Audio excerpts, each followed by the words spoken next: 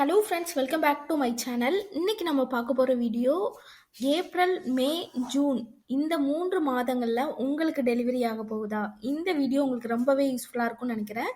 நார்மலாக இந்த 3 மாதங்களில் கர்ப்பிணிகள் என்ன செய்யணும், என்ன செய்யக்கூடாது, டெலிவரி போகிறதுக்கு முன்னாடி நம்ம கண்டிப்பாக எடுத்து வைக்க வேண்டியது என்னென்ன, அது மட்டும் இல்லாமல் நார்மல் டெலிவரி ஆகிறதுக்கு என்ன டிப்ஸ்லாம் நம்ம ஃபாலோ பண்ணணும், குழந்தை பிறந்த பிறகு என்ன செய்யணும், என்ன செய்யக்கூடாது, அதை பற்றி தான் இந்த வீடியோவில் நம்ம பார்க்க போகிறோம். வீடியோவை ஸ்கிப் பண்ணாமல் முழுசாக பாருங்கள், அப்போ தான் உங்களால் எல்லாத்தையும் தெரிஞ்சுக்க முடியும். நம்மளோட சேனலை முதல் முறையாக பார்க்குறவங்களா இருந்தீங்கன்னா சப்ஸ்கிரைப் பண்ணிட்டு பாருங்கள், அப்போ தான் நான் போடுற யூஸ்ஃபுல்லான வீடியோ உங்களுக்கு நோட்டிஃபிகேஷனாக வரும். நார்மலாக ஏப்ரல், மே, ஜூன் இந்த 3 மாதத்தில் டெலிவரி ஆகுதுங்கன்னா ஃபஸ்ட்டு நம்ம எடுத்து வைக்கிறது ஃபீடிங் நைட்டி தான். ஃபீடிங் நைட்டி மற்றும் ஃபீடிங் ஃப்ராக்னு கூட சொல்லலாம், இல்லை ஃபீடிங் குர்த்தி, இது கண்டிப்பாக எடுத்து வச்சுக்கோங்க. இப்போ உங்களுக்கு 6 அல்லது 7, 8, 9 இந்த 3 மாதங்கள் நடந்தால் கூட உங்களுக்கு 8 மாதம் ஆயிடுச்சுன்னா உங்களுக்கு டெலிவரிக்கு தேவையான எல்லா பொருட்களையும் வாங்கி வச்சுக்கிறது நல்லது. ஏன்னா 8வது மாதத்துக்கு அடுத்து எப்போனாலும் நம்மளுக்கு பெயின் வரலாம். அந்த நேரத்தில் நீங்கள் பெயின் வர அந்த நேரத்தில் நம்மளால் எதையுமே எடுத்து வச்சுக்க முடியாது. உங்களுக்கு தனியாக ஒரு பேக் ரெடி பண்ணி வச்சுக்கோங்க, உங்கள் வீட்டில் இருக்கிறவங்களுக்கு தனியாக ஒரு பேக் ரெடி பண்ணி வச்சுக்கோங்க, குழந்தைக்கு தனியாக பேக் ரெடி பண்ணி வச்சுக்கோங்க, இந்த சாப்பிட்ற பிளேட்டு இதெல்லாம் தனியாக வச்சுக்கோங்க. இது இன்னும் எல்லாத்தையும் போட்டு மிக்ஸ் பண்ணாமல் இருப்போம். இப்போ நார்மல் டெலிவரி ஆகிறதுக்கு என்ன டிப்ஸ் நம்ம கண்டிப்பாக ஃபாலோ பண்ணணும்னா இந்த 5 டிப்ஸை ஃபாலோ பண்ணாலே போதும்.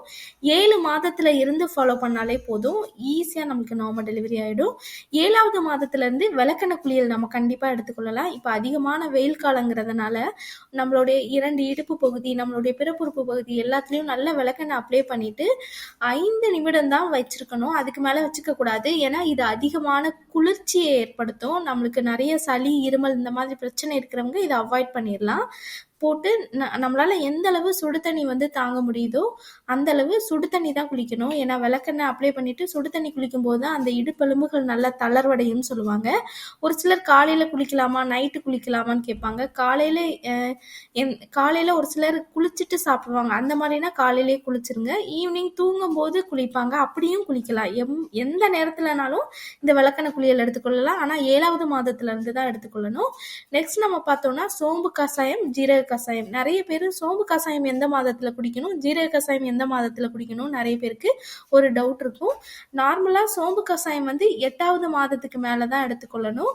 ஜீரக கஷாயம் 7வது மாதத்துலேருந்தே நம்ம எடுத்துக்கொள்ளலாம். ஜீரக கஷாயம் நார்மல் டெலிவரி ஆகிறதுக்கும் ரொம்பவே ஹெல்ப் பண்ணும். நம்மளுக்கு செரிமான பிரச்சனைகள் எதுவும் இருக்காமல் இருக்கிறதுக்கும், கர்ப்பகாலத்தில் நிறைய பெண்களுக்கு இந்த மோஷன் பிரச்சனை அதிகமாக உருவாகும், அது இல்லாமல் தடுக்கிறதுக்கும் இந்த ஜீரக கஷாயம் எடுத்துக்கொள்ளணும். டெய்லி நம்ம எடுத்துக்கொள்ளணுமானா கண்டிப்பாக கிடையாது. ஒரு நாள் விட்டு ஒரு நாளோ இல்லை வாரத்தில் 2 நாளோ தான் நீங்கள் ஜீரக கஷாயம் எடுத்துக்கொள்ளணும். சோம்பு கஷாயம், அதாவது உங்களுக்கு 8 மாதங்கள் ஆயிடுச்சுன்னா சோம்பு கஷாயம் ஒரு நாள், ஜீரக கஷாயம் ஒரு நாள் சுக்கு கஷாயம், ஒரு நாள் மல்லி கஷாயம், ஒரு நாள் முருங்கைத்தலை கஷாயம், இப்படி டெய்லி ஒன்று எடுத்துக்கோங்க. அப்படி எடுத்துக்கொள்ளும் பொழுது உங்களுக்கு ஈஸியாக அந்த நார்மல் டெலிவரி ஆகிறதுக்கு ரொம்பவே ஹெல்ப் பண்ணும். இந்த சோம்பு கஷாயம் நம்மளுக்கு அந்த பிரசவ வலியை இன்டியூஸ் பண்ணி அந்த பெயினை கம்மி பண்ணுறதுக்கு இந்த சோம்பு கஷாயம் ரொம்பவே ஹெல்ப் பண்ணும். ஜீரக கஷாயம் நார்மல் டெலிவரி ஆகிறதுக்கும் செரிமான பிரச்சனைகள் இல்லாமல் தடுக்கிறதுக்கும் இந்த சோம்பு கஷாயம் ஜீரக கஷாயம் ரொம்பவே ஹெல்ப் பண்ணும். முருங்கைத்தலை கஷாயம் நார்மலாக நம்மளுக்கு ஹீமோகுளோபினை அதிகரிக்கும், குழந்தையோட எடையை அதிகரிக்கும், பனிக்கூடத்தோட நீரோட அளவு அதிகரிக்கும், கர்ப்பிணிகளோட எடையை கண்ட்ரோலாக வச்சுக்கிறதுக்கு இந்த முருங்கைத்தலை கஷாயம் ரொம்பவே ஹெல்ப் பண்ணும். இது எல்லாமே, அதாவது உங்களுக்கு முருங்கைத்தலை கஷாயம் நம்ம டெய்லியுமே எடுத்துக்கொள்ளலாம். ஒரு சிலருக்கு ஒத்துக்காதுன்னு நினைக்கிறவங்க அவாய்ட் பண்ணிடுங்க. இல்லை என்னால் குடிக்க முடியலன்னு நினைக்கிறவங்க வாரத்தில் 1 நாளோ 2 நாளோ அல்லது கம்பல்சரியாக 3 நாட்களாவது நீங்கள் எடுத்துக்கொள்ளணும். அப்படி எடுத்துக்கொள்ளும் பொழுது உங்களுக்கு நிறைய பெண்களுக்கு 7வது மாதத்துக்கு அடுத்து அந்த பனிக்கூடத்தோட நீரோட அளவு ரொம்ப கம்மியாகும். அதை இன்க்ரீஸ் பண்ணுறதுக்கு இந்த முருங்கைத்தலை கஷாயம் ரொம்பவே ஹெல்ப் பண்ணும். நெக்ஸ்ட் நம்ம பார்த்தோம்னா குழந்தை பிறந்துருச்சு, நிறைய பேர் இது ரொம்ப பண்ணுவாங்க. என்னன்னு பார்த்தோம்னா ஒவ்வொரு தடையும் குழந்தை பிறந்த உடனே கண்டிப்பாக பார்க்கறதுக்கு வருவாங்க, ஃபீட் பண்ணிட்டு இருப்போம், ஒவ்வொரு தடையும் உட்காந்து எந்திப்பாங்க. அப்படி பண்ணாதீங்க. ஏன்னா உங்களுக்கு நார்மலாக சி செக்ஷன் பண்ணியிருந்திருக்கலாம், நார்மல் டெலிவரியாக இருந்ததுன்னா உங்களுக்கு எபிசியோட்டமின்னு சொல்லுவாங்க, உங்களுடைய பிறப்புறுப்பெல்லாம் தையல் மாதிரி போட்டிருக்கலாம். ஒவ்வொரு தடையும் உட்காந்து எந்திக்கும் பொழுது உங்களுக்கு பெயின் அதிகமாகும். நீங்கள் படுத்து குழந்தைகிட்டே கூட சொல்லலாம். அதே மாதிரி ஃபீட் பண்ணும்பொழுது மேலே ஒரு டவல் மாதிரி போட்டு ஃபீட் பண்ணும்பொழுது குழந்தை ஸ்டார்டிங்கில் இருந்தே பழகிரும். நீங்கள் ஒரு ட்ரெயினில் போகும்பொழுதோ பஸ்ஸில் போகும்பொழுதோ அப்படியே மெயின்டைன் ஆகிடும். இல்லை துண்டை எடுத்து போட்டுருவாங்க, அது நம்மளுக்கு அன்கம்ஃபர்டபுளாக. ஃபஸ்ட்டே நீங்கள் இதை பழக்கிடலாம். நெக்ஸ்ட் நம்ம பார்த்தோன்னா 3வது நாளில் இருந்து காலையில் 7 to 8 மணி அடிக்கிற சூரிய வெயிலில் வந்து குழந்தைய காமிக்க சொல்லுவாங்க. ஏன்னா விட்டமின் டி வந்து நம்மளுக்கு கிடைக்கும். குழந்தை பிறந்ததும் 2 மருந்து தான் கொடுப்பாங்க. என்னென்ன டானிக்னு நம்ம பார்த்தோம்னா, ஒன்று இரும்பு சத்து கொடுப்பாங்க, இன்னொன்று பார்த்தோம்னா விட்டமின் D3 இல்லை விட்டமின் டி தான் கொடுப்பாங்க. இது இயற்கையாகவே நம்மளுக்கு வந்து சூரிய வெளிச்சத்துல இருந்து கிடைக்குது. ஸோ குழந்தைக்கும் அந்த பார்க்கும் திறன் வந்து ரொம்ப நல்லா இருக்கும். நீங்கள் வெயிலில் காமிக்கும் பொழுது இயற்கையாகவே குழந்தைக்கு விட்டமின் டியும் கிடைக்கும். ஆனால் 7 to 8 மணி அடிக்கிற வெயிலில் குழந்தை வந்து கண்ணை திறக்காது, இருந்தாலும் காமிக்கிறது ரொம்பவே நல்லது. நெக்ஸ்ட் நம்ம பார்த்தோம்னா, ஒரு சிலர் குழந்தை பிறந்ததும் நம்ம உடனே வீட்டுக்கு போயிடணும்னு நினைப்பாங்க. அப்படி போகாதீங்க. ஒரு நாள் எக்ஸ்ட்ரா இருந்தால் கூட உங்களுக்கு இங்கே எங்கேயாவது பெயின் இருக்கு, பால் பத்தலைன்னு நினைக்கிறீங்கன்னா உடனே டாக்டரை கன்சல்ட் பண்ணி அதுக்கடுத்து ஃபார்முலா மில்க், அதாவது பவுடர் பால் அந்த மாதிரி போங்க. ஒரு சிலர் என்ன நினைப்பாங்கன்னா, குழந்தை குடித்த உடனே பிறந்த ஒரு 2 நாள்லேயே குழந்தைக்கு பால் பத்தலைன்னு நினைப்பாங்க. குழந்தை வந்து அப்போ தான் ஸ்டார்டிங்கே இருக்குது. ஸோ குழந்தை நல்லா உறிஞ்சு குடிக்க தான் நம்மளுக்கு பால் அதிகமாக சுரக்கும்.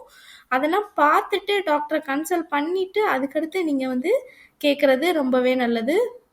நெக்ஸ்ட் நம்ம பார்த்தோம்னா, குழந்தை பிறந்து நம்ம வீட்டுக்கு போகிறோன்னா நிறைய பெண்கள் வந்து நினைக்கிறது இது குடிக்கக்கூடாது, அது சாப்பிடக்கூடாதுன்னு சொல்லி நினைப்பாங்க. ஆனால் அப்படி கிடையாது. குழந்தை பிறந்த பிறகு எல்லாமே நீங்கள் எடுத்துக்கொள்ளலாம்.